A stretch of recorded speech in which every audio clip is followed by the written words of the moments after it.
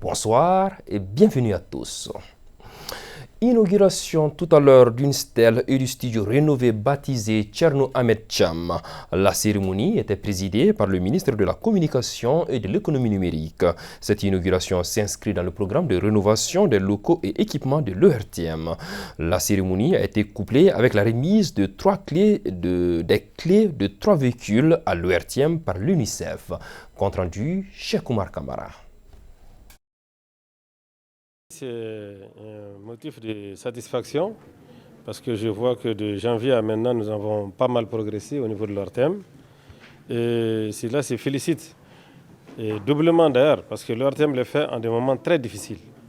Donc au moment où la plupart de nos services éprouvent des difficultés, l'ORTM non sans difficulté progresse. Donc je voudrais féliciter ici le directeur et tous les personnels. Je voudrais aussi féliciter l'ensemble des travailleurs de l'ORTM, en leur disant que l'ORTM, c'est un esprit, c'est une famille. Parce que quand vous êtes dans nos campagnes, souvent on dit Radio Mali Radiafo. Donc ça, il faut savoir que vous êtes en tout cas au centre des consciences et des opinions de notre peuple. Donc c'est un esprit, c'est une famille, c'est une grande responsabilité. Donc je voudrais me réjouir de constater que l'ORTM aussi se met à la pointe de la technologie.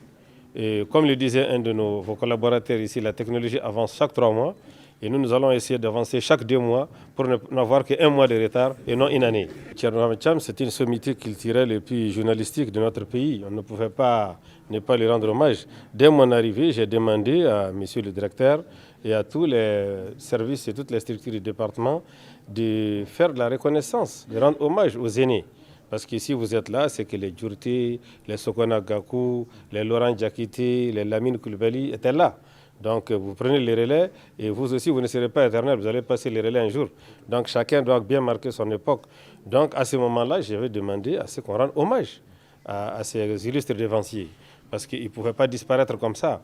Donc rendre hommage à cette lumière qu'est Thierno Ahmed Cham au niveau de Bouzela ici, vraiment c'est une très bonne reconnaissance que je salue et félicite.